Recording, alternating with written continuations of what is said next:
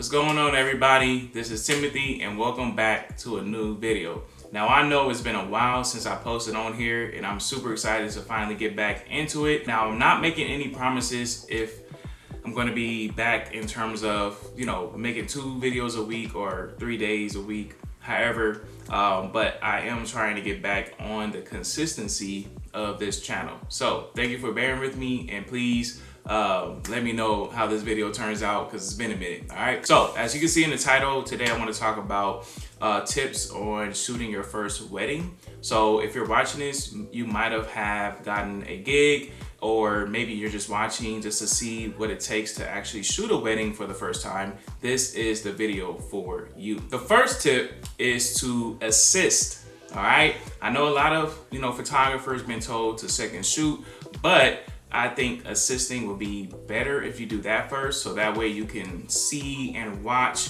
and hear how the photographer operates the wedding day. And this is important because when you're getting paid as a wedding photographer, you are expected to direct the date. Okay, now I'm not talking about going in there shouting out demands and being very intrusive. I'm talking about simple things like moving their hair if the bride's hair is in a way, kind of helping her out, or maybe the necklace is kind of crooked. You just want to see all the details and direct everything so that way the images can come out amazing. Okay, so that's the first tip, is to assist. And I'm gonna throw in a bonus tip in there. Also, take some behind the scenes shots of the photographer. They will love you for that. It's just a little tidbit. I personally loved it when I had my assistants do that for me. And, that's a little, golden nugget just to let them know that you are thinking about them in terms of how they can promote themselves as well. All right. So that's the first tip. The second tip is going to be to shoot in RAW. All right, so basically what you want to do is in your camera settings, you'll find that you have different types of file formats. So you have JPEG, you have fine JPEG, you also have other different formats, but strictly shoot RAW. Now, I know a lot of people have a debate and war with this, but overall RAW is the best way because you want to have a lot of room for fixing it in post. So let's say you get a shot on the wedding day that is not really all that great. Trust me, it's gonna happen. In post, shooting in RAW, you have a lot more information on that photograph, so that way you can tweak it to make it look better than what it was. So just keep that in mind. And it's just overall better. So don't be afraid of it. Shoot RAW. Trust me, it's going to save you a lot for post-production. Tip number 3 is going to be communication. Okay, so when you're shooting your first wedding, the biggest thing you don't want to do is not have any type of communication on the timeline, on the expectations the bride is, expecting from you in terms of her photos and all sorts of stuff. So the first thing that I do is basically hop on a phone call. We're talking about their wedding day, their wedding timeline, and if they have a wedding planner, then I'll get in touch with that person so that way we all on the same page. So to start it off, you want to go ahead and talk about their expectations. So ask your bride, what is it that they're most excited about on their wedding day? Or ask them something like, hey, can you explain to me what photos are more important to you, so that way I can put those as a priority, and that way you can make sure that everything is smooth. Now, what you don't want is, and I've done it as well, is go out on a wedding day, shoot all these amazing photos that is going to look great on your portfolio, but then when you turn in the work to the bride, she's like, oh, these are great, but where's those candid shots? Or where's the shot of my mom when she was putting on my necklace? Or where's the shot of, my cousin that I haven't seen in a while? And that's gonna really hurt because you thought you was doing something great, but in reality, you did not make sure to capture what your couples value. So that's really important when it comes to communication. And you just don't want to over assume, you just wanna make sure. So if you don't know, ask. And also, if you don't know, shoot it anyway, okay? So if you're at a wedding and you're like, oh my gosh, I don't know if I should shoot this particular thing or not, just do it, okay? And that tip right there was given for a lot of photographers starting out, okay? Just shoot it anyway. I promise you, it's better to overshoot than not, because you don't want the bride to be upset if you didn't capture those things. All right. Speaking of communication, you want to make sure that you do have a shot list for certain things on the wedding day. Okay. So my biggest thing is the family shot list, and also a few shot lists of the getting ready part, because sometimes when the bride consults with you, she may not know, oh, you can get getting ready shots with your mom putting on your dress, or her putting on your necklace or the veil. So sometimes you have to, kind of bring that to their attention, because they're not going to know. Remember, your couples are getting married for the first time. Most times than not, that's usually how it goes. And so being you, the photographer, asking those questions is going to help them understand, wow, I didn't know I can do that photo for, the getting ready part of the day. So just things like that. And also for the family shot, you just want to make sure that you ask them, hey, what kind of combinations do you want during this time? Because trust me, and I had this happen to me, where I shoot a whole lot of family poses and different groups, and then the bride comes back saying, hey, do you have the shot with just me and my siblings with my grandma, right? And you're like, oh, I didn't know you wanted that. So that's really important. So if anything, just make sure the family shot list is taken care of, and everything else should be pretty much, good to go. All right, so tip number 4 is going to kind of piggyback on what I just said about the candid shots. Make sure you have candid shots, okay? So this is where you pretty much kind of be a fly on the wall, kind of expecting certain things to happen, and you're ready at all times, okay? So candid shots are really, really sought after when it comes to wedding photography.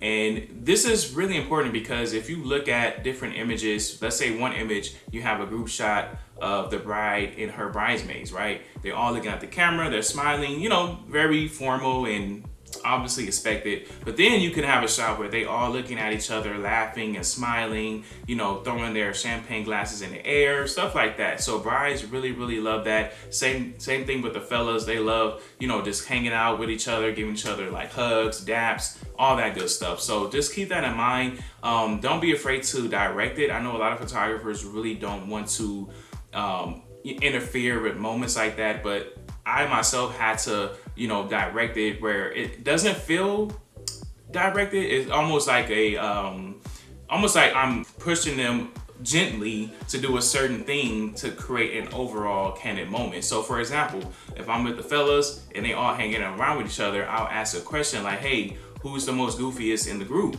So they automatically will look at the person, start laughing, and then, so you get what I'm saying, right? So it's like you're prompting that moment to happen versus saying, hey, everybody, just look at each other and start laughing.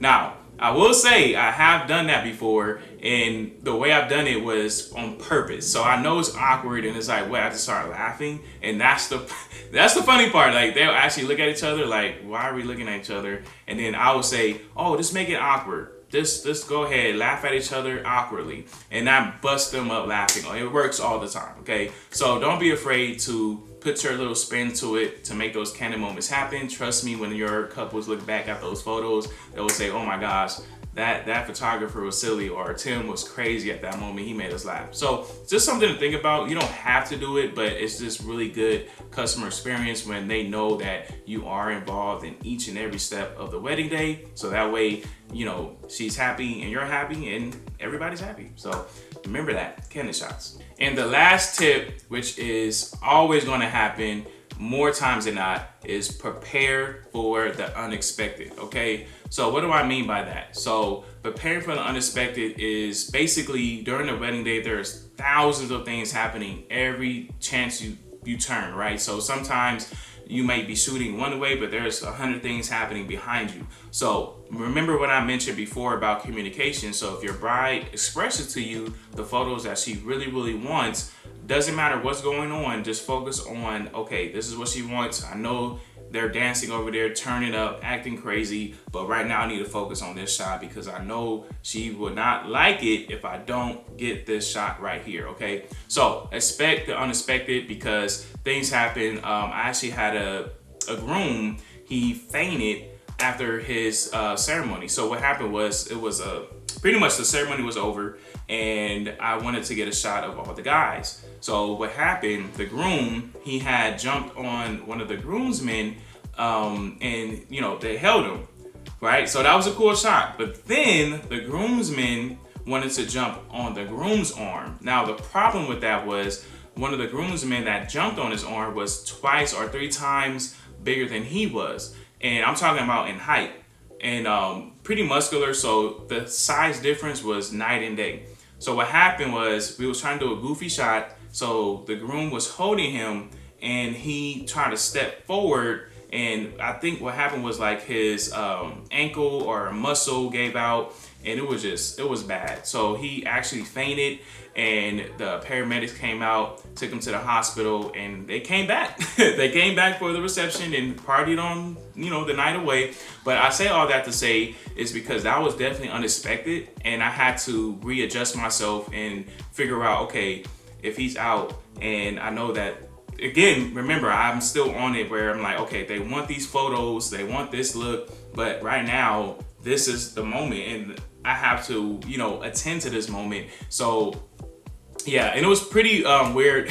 I mean, it was funny. We had guests come up like, oh, did you record that? Oh, did you take pictures? And he's just lying there like, so you're not gonna help this man? He's just lying there. Everybody's making sure we capture that moment. So yeah, I'm just saying, just prepare for the unexpected. It could be anything. So I always would suggest if you're doing like an elopement, then you're fine. You can, like, you know, adjust a lot better in that. But if you're doing a bigger wedding, let's say an 8-hour wedding or a 10-hour wedding, please bring a second shooter or an assistant with you. So that way, if something does happen, you can attend that while your second shooter can still be shooting the images at the same time. All right, so just keep that in mind when, you know, talking about the wedding, figuring out, okay, what I should do. Should I hire somebody just in case? So this is something to think about. All right, so that's all the tips that I have. I have so much more, but I just want to give you those quick tips just to get your mind going on how to approach a wedding. And I really hope that this video helped you all. And if it did, please subscribe, like, follow, share, all that good stuff. Leave me a comment. Let me know some other tips that you would like me to read through, and please share. I'm sure there's people out there looking at this video that's more experienced than I am and could give more tips in a comment. So I appreciate you all. Again, I'm gonna try my best. All right, I'm gonna try my best to be more consistent on the uploads. So please be patient with me, and thank you all for being patient with me. And to my 500 something subscribers, thank you so much for the support. And also, I do have a Facebook group. Okay, so in the comments you will see a link to my Facebook group. I have about 91 people in there, and tomorrow or sometime this week I will be going live discussing this very topic. So you thought this video was good, please join the Facebook group. I'm going to be going live this week to elaborate more about, you know, how to get ready for your first wedding and all different kind of stuff. All right, so if you would like to join the group, it's there in the description. Go ahead and join in, and I'll see you over there. Other than that, thank you all again for watching this video. Until next time, I'll see you soon. All right, y'all, peace.